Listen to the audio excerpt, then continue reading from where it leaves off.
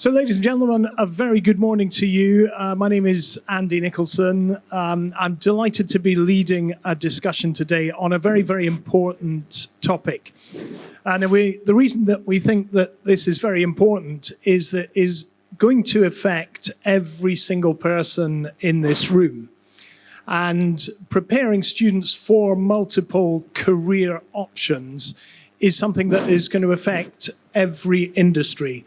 And it's going to affect every family, and it's likely going to affect every individual. I know from the discussions that we've had here, just on this stage alone, there's experiences of making pivots, of not making changes, of experiencing the outcomes that changes bring.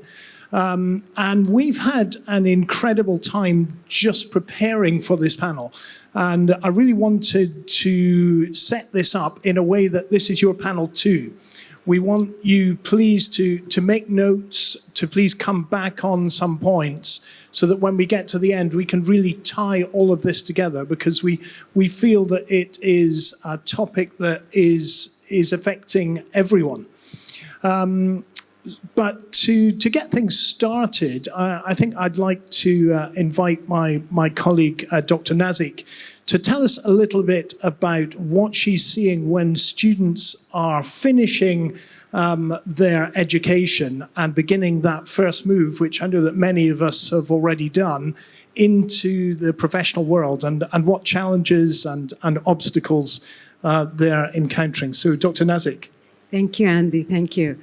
As you know, I'm Dr. Nazik, and I work with Mohammed bin Zayed University for Humanities, and I'm heading the Smart Learning department there. And most of my work is consisting of training students and teachers. So what we found out is that when students go out to the market, there's a big gap between what is happening in reality and what they've studied. So to close that gap, we needed to think of different skills that we have to think of, like we have to set up a plan for some skills that are out in the market that are needed for these students to survive and to find jobs. So the first thing that we found out is the digital literacy, and then the communication skills. And then these are just a few: adaptability, problem thinking, soft skills and hard skills. So the students come with speciality. They're philosophers, they're lawyers, or their language skills are perfect. But then when they come out to the world and they really want to work, they don't have those skills that they need for the job market today. And now, as you know, we're in the AI era where everybody needs to know how to use AI tools, and employers are looking for AI tools so that students can be working in any kind of organization.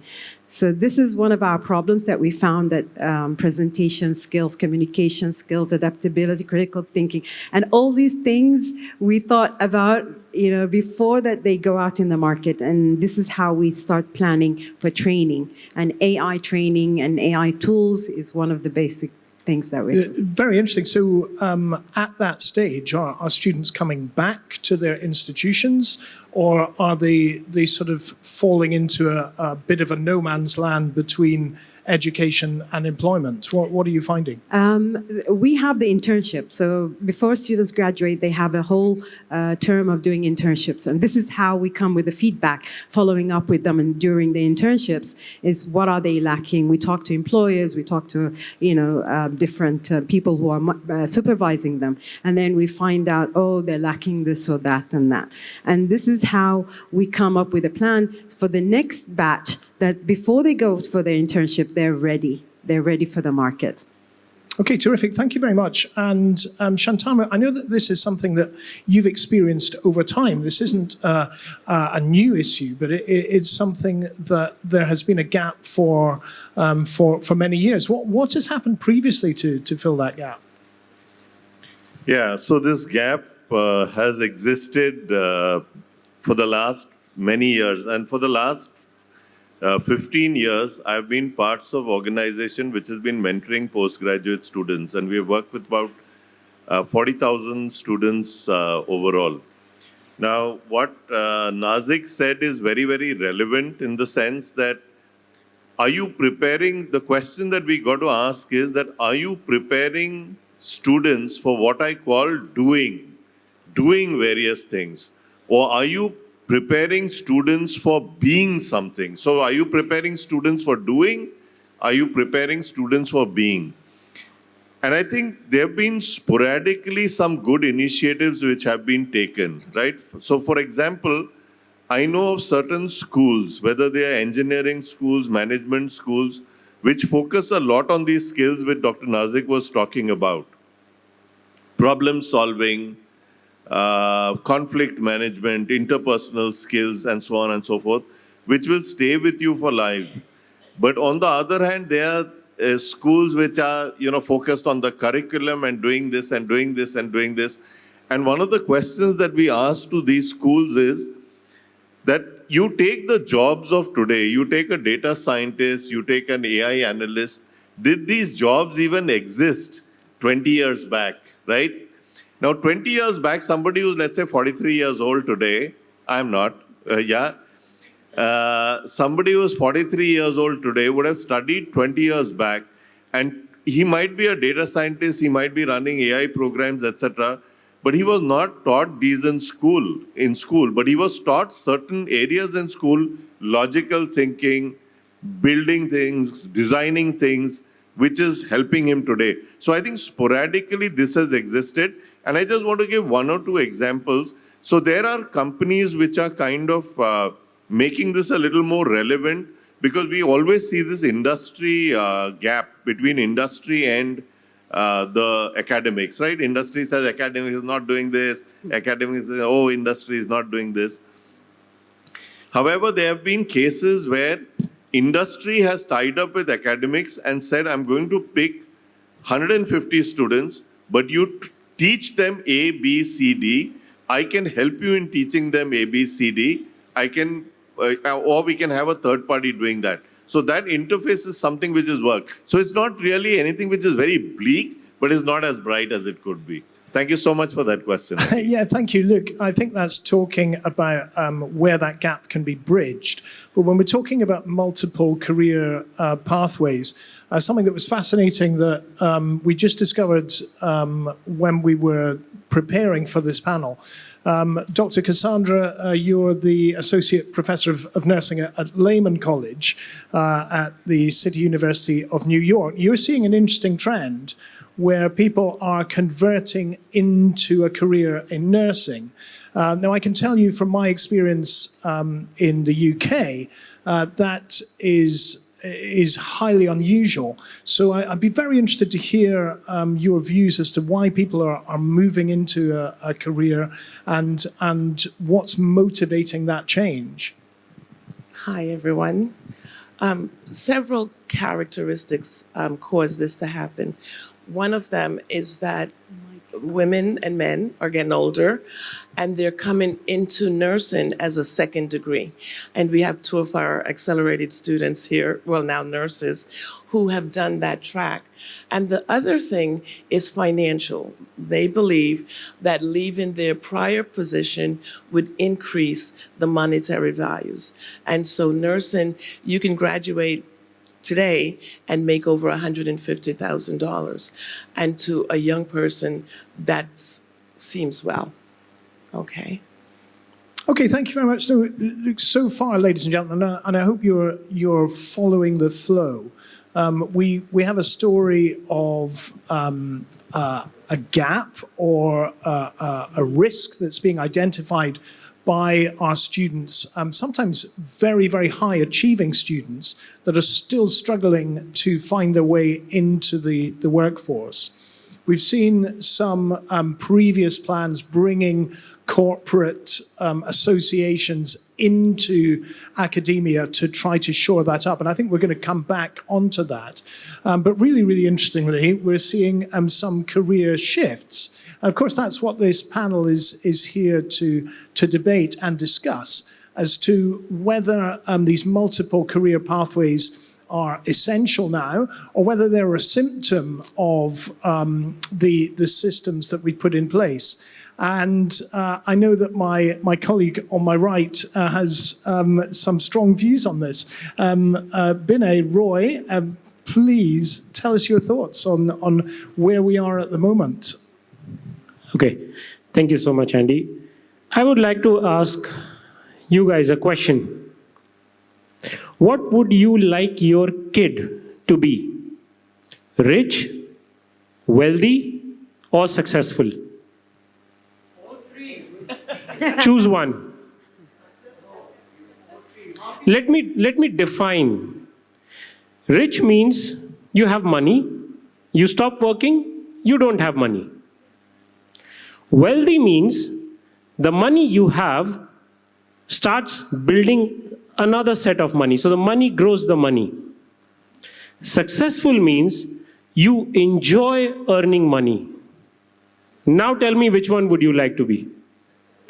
Successful. Successful. You want to be happy.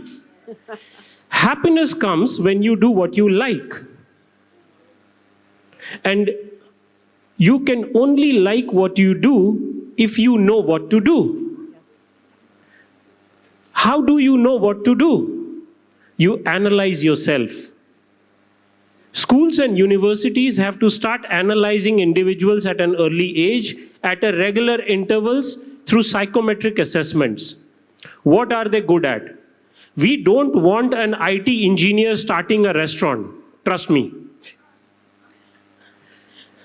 We don't need that, because if he's happy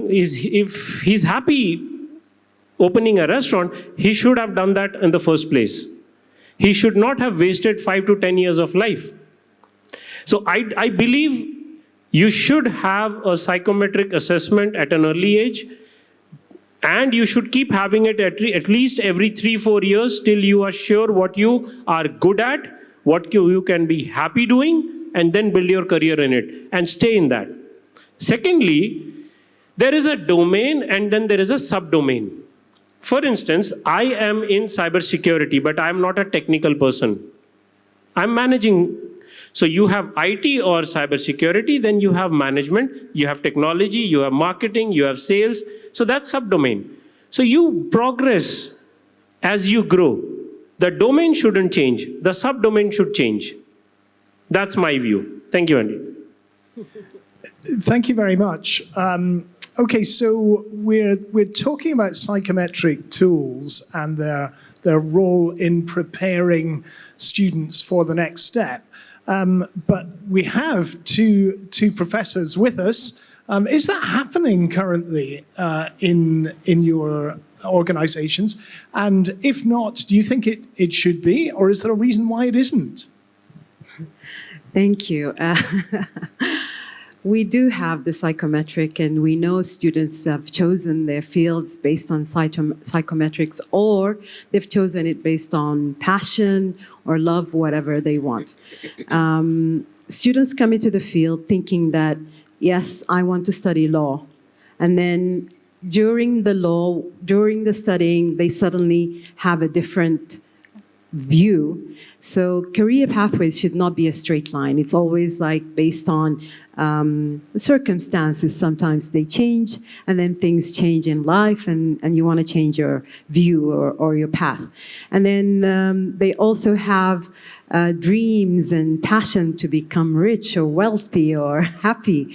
And then it changes. Nowadays, it's easy to become an influencer, and then suddenly you have all the money and the success that you need without going through any kind of career pathways. And it's all based on passion and dreams and skills. So I have a story to tell. Like, I have a son who did the psychometric, and he was told that these are the fields that you should be going through. And he chose one of the fields, and he was happy and all proud that he's going through that field. And he started the major in college. And then suddenly, after first year, he decided he doesn't want to do that anymore. And he changed the major to another major. So I know we talked about this and we discussed that, yes, the psychometric, we should not change the domain and we should have one domain and then subdomains, but still, the thing that he chose was a total different domain. It was something that he was passionate about, something that he loved to do, and he did creative design, I think that's what he did, and he was a medical student. So from medical to creative design, total different thing that the psychometric didn't show or anything. It was just a hobby that he used to do. So it's two different things, but he changed it, and now he's very content with that thing. And I'm sure that whatever he's doing now, he's happy and he's into a career. And maybe in another 3-4 years, he'll change that major again. So I don't think that's a wrong thing. I think it's a good thing. What do you guys think? For nursing, it's a little different because what happened, because we have a diverse curriculum, we allow nurses to go through specific pathways within the learning education, such as going through clinicals for pediatrics, gerontology, mental health, emergency care, and community health. So it gives the nurses the opportunity to test the waters to see what do I like before I specialize in it. And if you like peds like I did, you go into peds and then you move on within the same discipline to med-surg or to gerontology, but it gives you the opportunity to test the waters because of the curriculum, because of the experience you get during clinical, we call it clinical rotations. And so this clinical rotation helps the nurse to have an insight if this is what I really want to do or not. And we are happy that we have that kind of setup. We hope that our nurses don't change and jump the ship all the time, but stay within the nursing and advance into different areas within nursing. Thank you.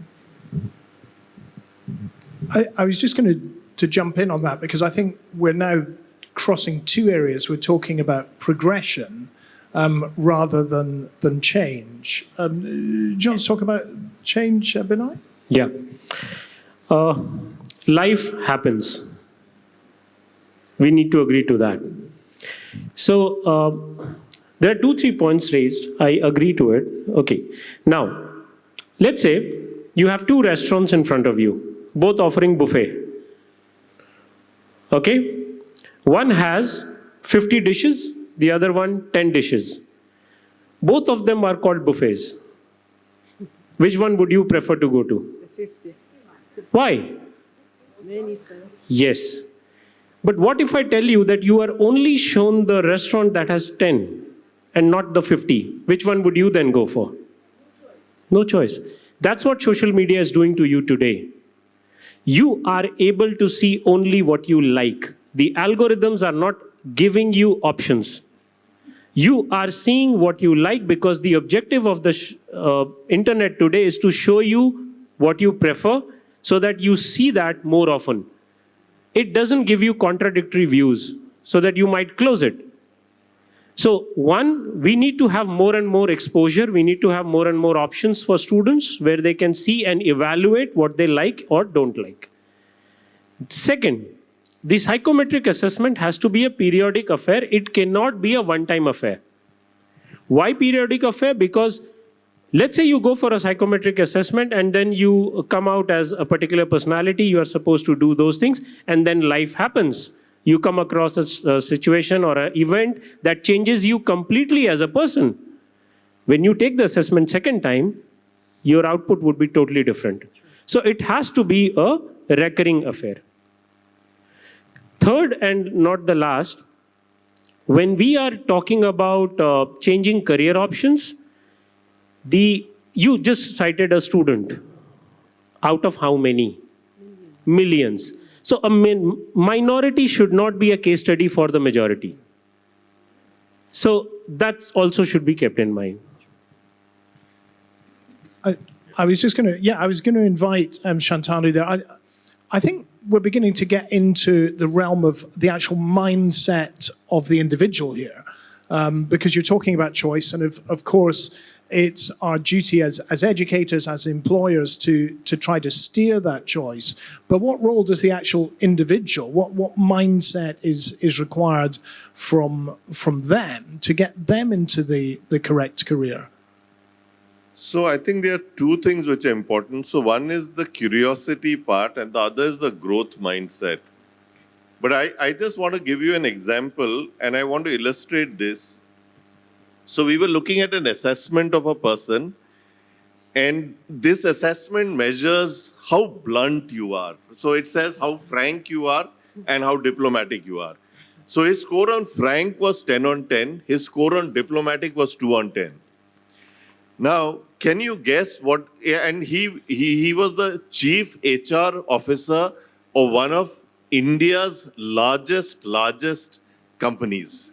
Right now, so this guy wanted to do this assessment for his team, and he said, "Why don't you debrief me?" And I looked at his score and said, "This is a CHRO, and I got to debrief this guy, and I got to bring in the bad news." So he wasn't surprised at all. So he says that, yes, I am like, do you think I'm fit for my job? He asked me, right? So I said that yes and no. But the point that he told me is that he has, over a period of time, learned how to be diplomatic in situations. And I think that's the part which each individual got to look at. And I think this is what Binay was also mentioning, that your scores may change. They may change because of an event that has happened in your life, or it may have changed because you have consciously decided to be less blunt. Then he said, in office, I manage. So that's not my inherent behavior, but that's my learned behavior.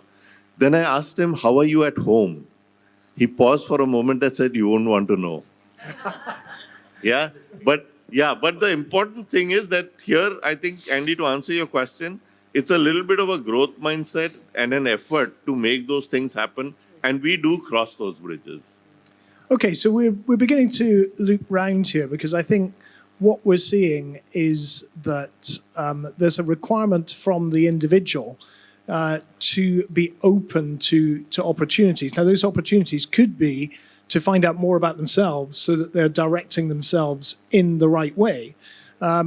But equally, there are cases, and I think, again, as leaders, we need to support those, that people are going with that growth mindset, which could also be described as an open mindset, into where that path is going to lead them.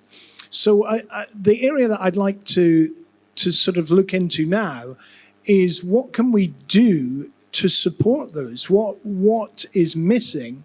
Why is it that, Dr. Nazik, that some of your students are coming back saying, well, actually, we're not able to make that leap? And whose responsibility is it to try to make sure that the number of students in that situation becomes fewer and fewer and fewer? Of course, there's an element of personal learning, which is required. But where do you go for that learning? Are you going back to university? Should university now be reaching out to the corporate sector so that the corporate system is already getting people in the right pathway for that? Or is it, as we're seeing in nursing, that actually people might take different routes and then gradually gravitate towards where they feel they should be? So I think, and again, this is involving all of you, what is our role to try to make sure that the correct career pathway is open? Look, I guess maybe that's a question back to the institution to start with. First of all, I just want to point out that students have like 8 to 12 career pathways, not just one, right? So the old way of saying that I want to choose this major mindset doesn't match today's reality, especially with AI and whatever trends that are happening today. So I think, or in my personal opinion, I think there are key skills that we need to teach students. These are like critical thinking, communication, digital literacy, problem solving, ethical judgment, adaptability, and AI-ready learning. That means teaching them how to learn fast. So if we teach these major skills, I don't think students will have a problem anywhere. Their pathways will be open. I don't think anyone would disagree with what you've said. I think the question is, how do we do that? So to do that, yes, to answer your second part of the questions, how to do that is providing or making sure that the institutions or the organization, the education system, has a way to let students practice in a safe environment. What I mean is, like Dr. Cassandra talked about, how they have these virtual classrooms where students learn how to do a C-section or something with dolls and stuff before they actually see it. And then they would understand, okay, from this, do I really want this career or not, to become a nurse in this section?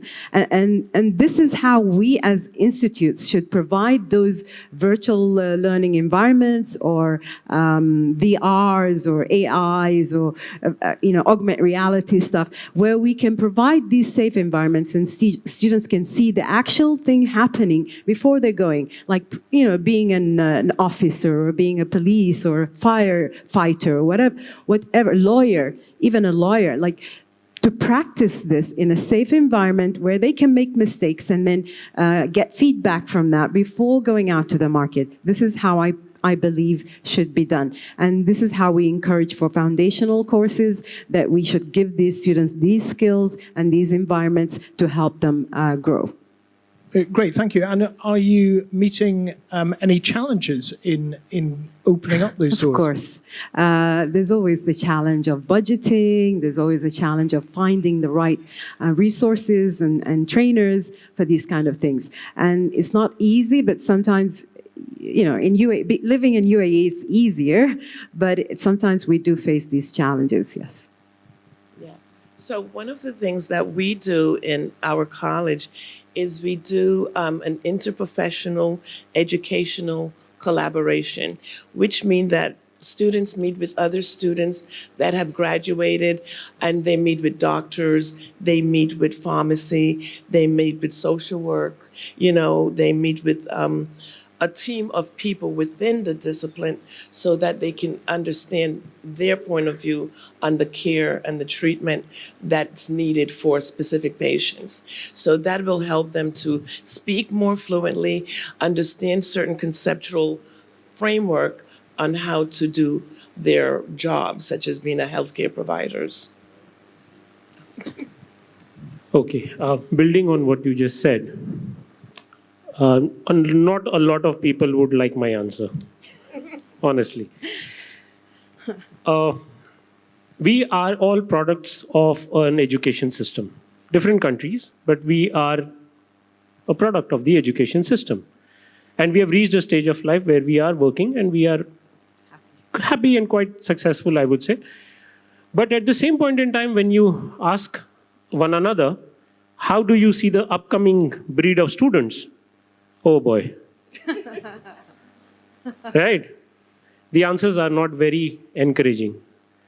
What has changed is the education system never changed, whereas the industry changed. Right? Now, to answer your question, how do we do? I think the place where we need to do those things are the universities. I personally believe the university is the foundation of an individual. When you see an apartment, you never look at the foundation, but the very foundation keeps that building arise. So your graduation, your university time, those 3-4 years that you're spending over there, that is what is building your character. Yeah. It does, but then you're not that mature enough to actually know what actually life is. When you get into graduation, when you go through those difficult phases of projects and heartbreaks, that's when you build your character. Yeah.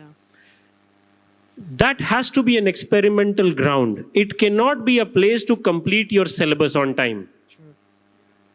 It has to be a place where you can do those experimentals. You can build your attitude, you can build your character, you can do incubation, you can do critical thinking. That's the place where you can do you cannot do all those things when you pass out and you are racing against time to get a good job. and be successful. That's not the time to do it. When you have 4 years of your life where you are building yourself, that's the time to experiment on yourself. That's the time that will give you. Now, universities have to have a framework for that. You cannot have 10 to 10:40 this, 10:40 to 11:30 this, and then you keep running and you keep engaging them into things that are not going to help. Projects are being developed by ChatGPT. You think really that is going to build a character? I don't think so. So you need to prepare a ground where they can explore themselves and find the right career choice. Yeah. Andy, I just want to chime in here. I've seen a couple of universities. I was talking to the VC of one, and he said in my university, it's possible to study physics and history at the same time. Right? Yeah. So it's so you're not straitjacketing that if you are masters, you got to do this thing. And I thought that was brilliant. Amazing. Yeah. I mean, I think preparing students for a different career pathway is not just about preparing them. It's about giving them the certainty, giving them the confidence. So we're all looking at a different mindset. When I was talking to students, and we involved them in a lot of conferences and a lot of debates during their academic years, so that we have clubs in the universities where the students are actively working on different activities within the community. They're doing conferences all around the world with the university's supervision. And this is giving them a chance to experiment real life activities, and meeting also experts in the field, which is helping them learn and gain experience in their lifetime. But what we're thinking about is the fundamentals. Like earlier today, we had a debate, and we were talking about coding as a program, as a core subject in K-12. So we said that if students learn how to code, they learn how to think differently, they learn the algorithm, the debugging, the structure of thought. So this is, like we said, the foundation of the building. So it's like giving them all the tools that they need, so whatever situation they're in, whether they graduated or even didn't graduate, even if a student didn't graduate, let's say for some reason he stopped in the middle of second year in college and he went out to life, how is he going to survive? There's no institute going to help him there. There's nobody who's going to, help. So we as parents, we're always helping our students as well, and we're guiding them. Like one of the attendees here, he said he taught his kid to code when he was 10 years old. So now his kid is a big coder, and he's doing wild things, and he's earning a lot of money and success, and he's happy with it. So these things, if we didn't give him the foundation, or the parent didn't push him or, provide the support for them, then he would not have succeeded. I just want to say one thing. One of the things that I spend time doing is engaging my doctoral students into going out and present their work, their projects. And right now we got 3 students that their abstracts were accepted. And so we'll be traveling around to present those things, because that gives them an idea of how to, what you said before, critical thinking skills, communicating effectively, and learning how to speak with an audience, and knowing your project from the guts, because they did the project. I'm just their mentor, and they will know how to incorporate it, extrapolate information from what they have done, and disseminate that information to the world, pretty much. So that's really, I love doing that. That's one of my goodies. And I see the growth. You really do. You see the growth in those students. Okay, well, look, I think something that we should try to sign up for as a group here together is to actually try to, well, not just try, but actually to actively influence those changes that we've discussed. Because in the time that we've been discussing in this panel here, there's been lots of agreement for suggested pathways and solutions that would help our students in bridging that gap and moving into different career pathways. But I think the danger of us sitting here discussing it is that we discuss it and don't actively do anything about it. So I would invite you all in the room to maybe take a slightly old school approach, and you've got your papers and pencils in front of you, to say, well, actually, based on the discussions that we've had today, when you go out, what is something that you're going to try to stop doing? What is something that you really want to build on that you're already doing?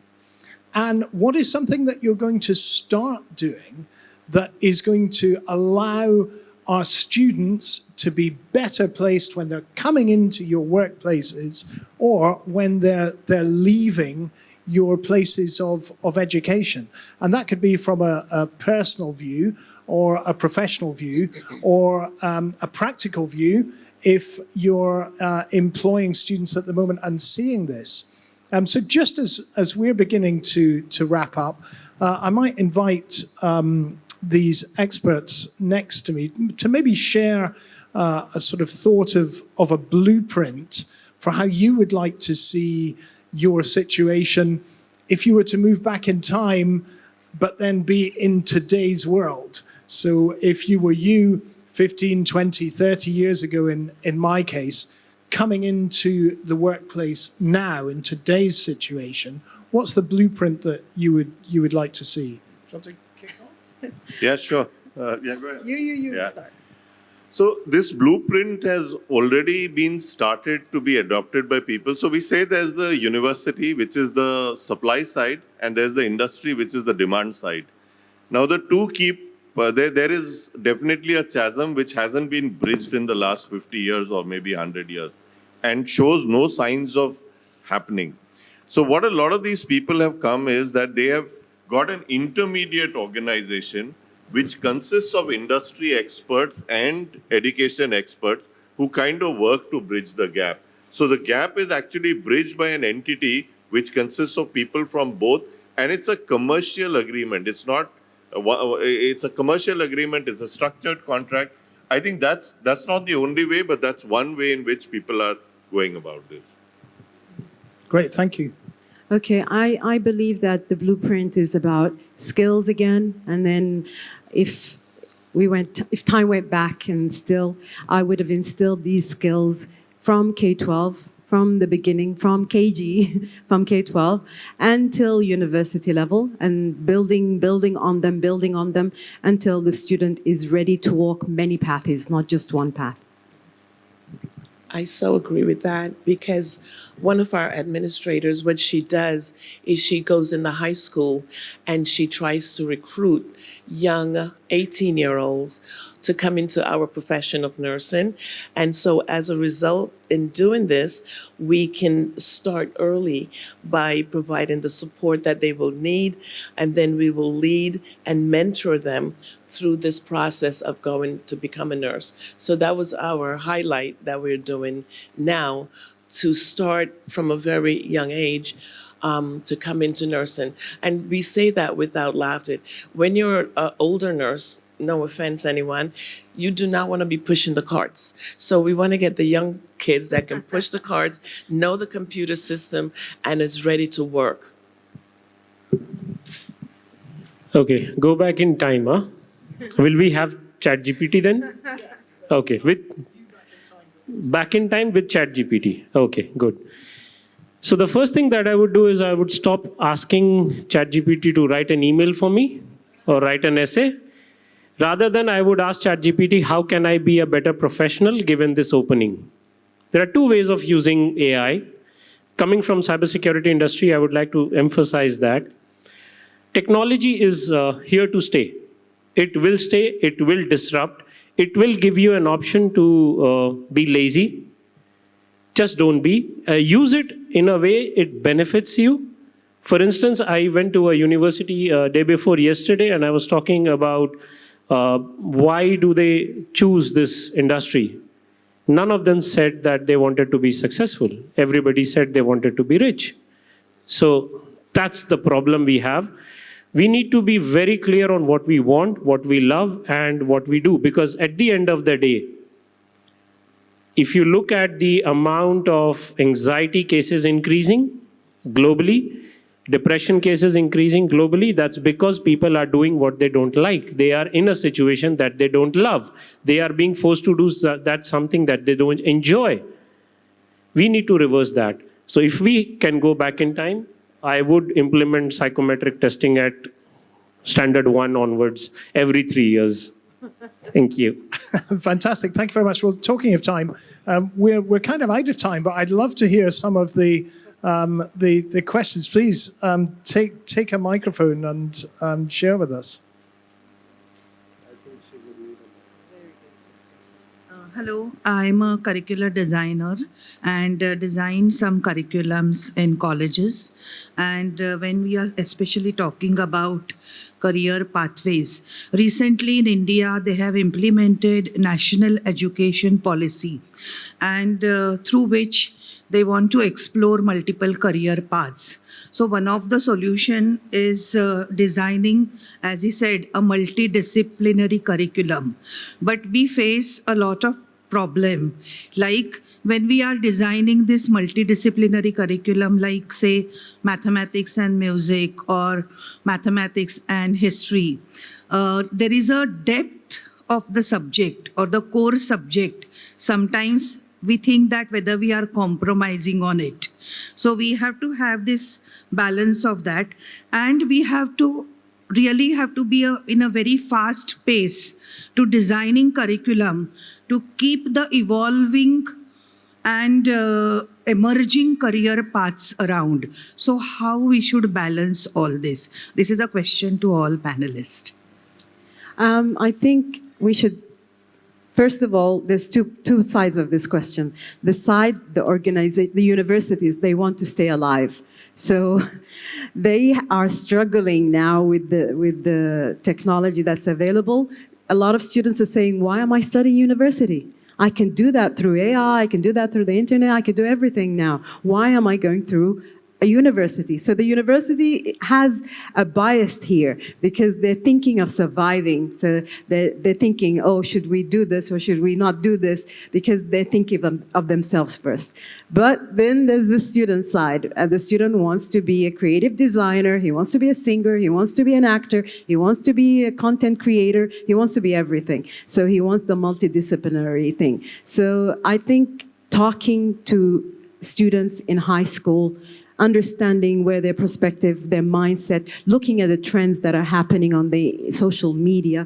I know Banel is going to kill me because he hates social media. He thinks we should close it down. but not in the bad sense, in the sense that it's influencing the minds of our kids nowadays. So we have to think about them, put them first, and then put what we need in the future third to make a curriculum that works for everyone. I think you said it all. I have something to add. So you are facing a challenge wherein the student is not able to go deeper. And since that is the foundation for the next one, you are not able to find it, right? So what you need to do is you need to divide the stages. For instance, you can have the best of the instructors conducting classes online, record it and put it on a LMS so that the students can be ready before the class, before they get into it. So, and make information available. Information is free of cost nowadays. A student is getting into an university for a character building, for a degree, not for information and knowledge. Knowledge is free. We need to differentiate between those two. So the day you differentiate that and you provide enough knowledge for the student to get into that class, and you tell him that if you want to do maths after music, you better learn these things and then come to the class. So he has that responsibility of learning, right? So once that is built, you will have a proper entry points into the curriculum that you build. Yeah, sorry. Yeah. So, Ms. Cassandra, you were talking about the high school scouting, right, for recruiting nurses, Right. the young ones who can push the car. Pretty much. But Mr. Pinoy, right? Mr. Pinoy was saying that in schools, kids are very mature, so it's at the university level that. But there is a stepping stone, right? Right. Schools are there for a reason. And Mr. Shantunu was pointing out the chasm that Chasms. exists between all of these. How do we reconcile this, all three aspects? From my experience in Schools seeing, can't be absolutely useless, right? They are there for a reason. They are a stepping stone to university. Because by the time I choose, a curriculum, going to the university, Right. then I discover, with all my maturity, newfound maturity, that this is not for me. and that's why it's so important to go to the high school, give them the curriculum and the classes that they would need in preparation to come into the college. And if they're sure about nursing, for example, those courses would be, like what you said, would be already be instilled in them. And then all they have to do now is gain the maturity that they probably won't gain until they're 25, but they will have the curriculum pathway situated so when they go to calculus, it's not like, oh, it's like it's smooth, it's easier, and it's more feasible for us to do it that way. So at school level, the exposure is important. Exposure is important. Yeah. Thank you. I'll add to it. I'll simplify it. School is required to learn what you love. University is required to learn what can you do with what you love. There is a clear-cut differentiation. You cannot have university without school. School is a place where you identify your strength. University is a place where you implement that strength. So university leads to a career. School leads to a university. You need that.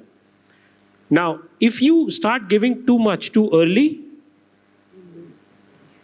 the students are not ready. You cannot eat half-baked food.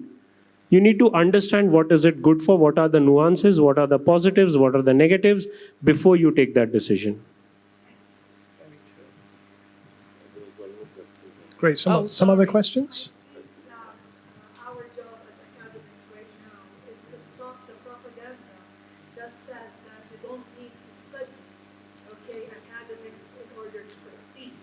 It has been going on and on in social media that students don't need to study in order to succeed or to get money. And as academics, we need to stop that.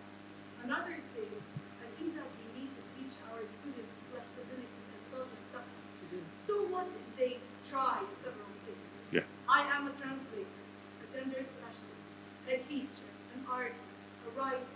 I've tried multiple things. And at the end, I chose being a teacher because it is me. It is what I chose after experiencing all of these multiple things. So why not try different things? And I agree. I just want to respond to that. I cannot agree with you more. I'll give the same presentation to two people in terms of knowledge. The way they explain it will be completely different. So you can never rule the teacher out of the equation. Never, ever. Yeah, Perceptions differ, right? absolutely. But I think something that we covered in some of our pre-discussions was actually learning to learn. Yeah. And I think that's the answer to anyone saying, well, why do I need to go to university? Why would I need to? Because you have to do this. You've got views on this. Yeah, so Chantal. I sort of say that, I'm a metallurgical engineer, but I joined the IT industry. And now I'm sort of a teacher and a coach, right? So somebody asked me that, why did you study metallurgical engineering and all that? I said that university just taught me to learn how to learn. Exactly. Yeah. And that was the biggest contribution of my school, of my university. I also think it's important to look at the learning style of the individual, and we can't treat everyone like they're all the same. Each student learns differently, and if we don't incorporate the learning style of how they learn, we will lose students. So many instructors or professors, they just want to fail people rather than giving them the opportunity to show themselves. And that is critical for me when I teach. I will meet kids in the library, at my house, all over to study because it's important that I learn how they learn so I can help them. Look, This I is hope what we it's. do also I hope in- it's a. Sorry. This is what we do also with our coaching with the students. We always see what they're looking for, what they want. I have a philosophy student, ethical philosophy, but she's interested in AI, in mutation, genetics, and we got to go around to meet some of the corporate organizations that are doing this kind of research. And she went in there and she met the AI people, and she's incorporating this in her speciality, like in an ethical way, in the philosophical way. How does this all fit in together? So it's amazing sometimes when you work with different students and you see their interests and where you can lead them and guide them. But to do that, they need the safe environment to practice. If I could say, like, I'm dying to say this, like, we sat in these rooms and we discussed the issue. We know the issue. We both discussed it. I'm interested in the solution. So as educators, is somebody ready, one of us, or maybe of you guys, ready to come ahead and say, we, the teachers, who are the adults, really need to show the way to the students who definitely they're looking at with your eyes and wondering which way now there is AI.